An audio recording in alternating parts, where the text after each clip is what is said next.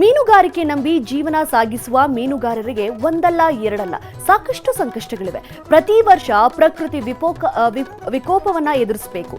ಮತ್ತೊಂದೆಡೆ ಸರ್ಕಾರದಿಂದ ಸಮಸ್ಯೆಗೆ ಪರಿಹಾರವೂ ಸಿಗ್ತಿಲ್ಲ. ಸರ್ಕಾರದ ನೆರವಿನ ನಿರೀಕ್ಷೆಯಲ್ಲಿದ್ದಾರೆ ಈ ಮೀನುಗಾರರು.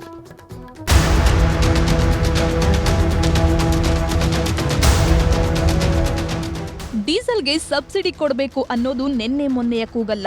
ಹಲವು ದಶಕಗಳಿಂದ ಕೇಳಿ ಬರ್ತಿರೋ ಪ್ರಮುಖ ಬೇಡಿಕೆ ಇದು. ಆಳಸಮುದ್ರ ಮೀನುಗಾರರಿಗೆ ಮುಂಗಾರಿನಂತಹ ಪ್ರಕೃತಿ ವಿಕೋಪ ಎದುರಾದ್ರೆ ಮೀನುಗಾರಿಕೆ ಸ್ಥಗಿತಗೊಂಡು ನಷ್ಟ ಎದುರಿಸುತ್ತಾರೆ. ಮೀನುಗಾರಿಕೆ ಇದ್ದಾಗಲೂ ಕೂಡ ಸಬ್ಸಿಡಿ ಸಿಗದೆ ಸಂಕಷ್ಟ ಎದುರಾಗಿದೆ. ಈಗ ನಮಗೆ ಮೀನುಗಾರಿಕೆಗೆ ಸಬ್ಸಿಡಿ ಕೊಡೋದು ಮೀನುಗಾರಿಕೆ ಪ್ರೋತ್ಸಾಹ ದೃಷ್ಟಿಯಿಂದ. ಈ ಸಬ್ಸಿಡಿ ಇಲ್ಲದಿದ್ದರೆ ಮೀನುಗಾರಿಕೆ ಮಾಡಲಿಕ್ಕೆ ಸಾಧ್ಯ ಇಲ್ಲ. ಈ ಮಧ್ಯದಲ್ಲಿ ನಮಗೆ ತೆರಿಗೆಯಲ್ಲಿ ಸಂಕಷ್ಟ ಪರಿಹಾರ ನಿಧಿ ಅಂತ ತೆರಿಗೆಯಲ್ಲಿ 1.5% ಕಟ್ ಮಾಡಲಿಕ್ಕೆ ಸ್ಟಾರ್ಟ್ ಮಾಡಿದರು. ಈ ಮಧ್ಯದಲ್ಲಿ ಈಗ ಏಕೈಕ 1.7% ಜಾಸ್ತಿ ಮಾಡಿದ್ದಾರೆ. ನಮ್ಮ ಬೇಡಿಕೆ ಇಷ್ಟೇ, ಈಗ ನೀವು ಕೊಡುವ ಪ್ರಮಾಣದಲ್ಲಿ ನಮಗೆ ಡೀಸೆಲ್ ವರ್ಕೌಟ್ ಆಗದೆ, ಸಬ್ಸಿಡಿ ಕೊಡೋದು ವರ್ಕೌಟ್ ಆಗದೆ ಈಗಾಗಲೇ ನಾವು ಮೀನುಗಾರಿಕೆ ಒಂದು 50% ಸ್ಥಗಿತ ಆಗಿದೆ. ಈ ಮಧ್ಯದಲ್ಲಿ ನೀವು 1.7 ಮಾಡಿದರೆ ನಮಗೆ ಮೀನುಗಾರಿಕೆ ಮಾಡಲಿಕ್ಕೆ ತುಂಬ ಕಷ್ಟ ಆಗ್ತದೆ. ಏಷ್ಯಾದಲ್ಲೇ 2ನೇ ಅತಿ ದೊಡ್ಡ ಬಂದರು ಮಲ್ಪೆಯಲ್ಲಿ ಮೀನುಗಾರರು ಸಂಕಷ್ಟಕ್ಕೆ ಸಿಲುಕಿದ್ದಾರೆ. ಆಳಸಮುದ್ರ ಮೀನುಗಾರಿಕೆಯಲ್ಲಿ ಬರುವಂತಹ ಲಾಭಕ್ಕಿಂತ ಡೀಸೆಲ್ ಖರ್ಚೆ ಹೆಚ್ಚಾಗಿರುವ ಕಾರಣ ಸರ್ಕಾರ ಡೀಸೆಲ್ಗೆ ಸಬ್ಸಿಡಿ ಕೊಡಬೇಕು. ಪ್ರಕೃತಿ ವೈಪರೀತ್ಯದಿಂದ ಮೀನುಗಾರಿಕೆ ಸ್ಥಗಿತಗೊಂಡಿರುವ ಈ ಸಮಯದಲ್ಲಿ ಸರ್ಕಾರ ನಮ್ಮ ಪರ ನಿಲ್ಲಬೇಕು ಅನ್ನೋದು ಮೀನುಗಾರ ಮುಖಂಡರ ಆಗ್ರಹ. ನೀವು ರೈತರಿಗೆ ಯಾವ ರೀತಿ ಪ್ರೋತ್ಸಾಹ ಕೊಡ್ತೀರಾ, ಆ ಪ್ರೋತ್ಸಾಹ ನಮಗೆ ಮೀನುಗಾರಿಕೆ ಪೂರ್ಣ ಪ್ರಮಾಣ ಸಿಗೋದಿಲ್ಲ. ನಮಗೂ ಅದೇ ರೀತಿ ಪ್ರೋತ್ಸಾಹ ಕೊಡಿ. ನಮ್ಮ ಹಣವನ್ನು ಕಟ್ ಮಾಡಿ ನಮಗೆ ಕೊಡೋದ್ರಲ್ಲಿ ಅರ್ಥ ಇಲ್ಲ.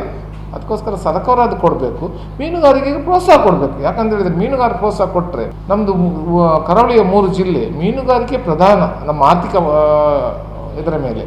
ಅಲ್ಲದೆ ಇದು ನಮಗೆ ಎಷ್ಟೋ ಉದ್ಯೋಗ ಸೃಷ್ಟಿ ಆಗ್ತದೆ ಕರಾವಳಿಯಲ್ಲಿ.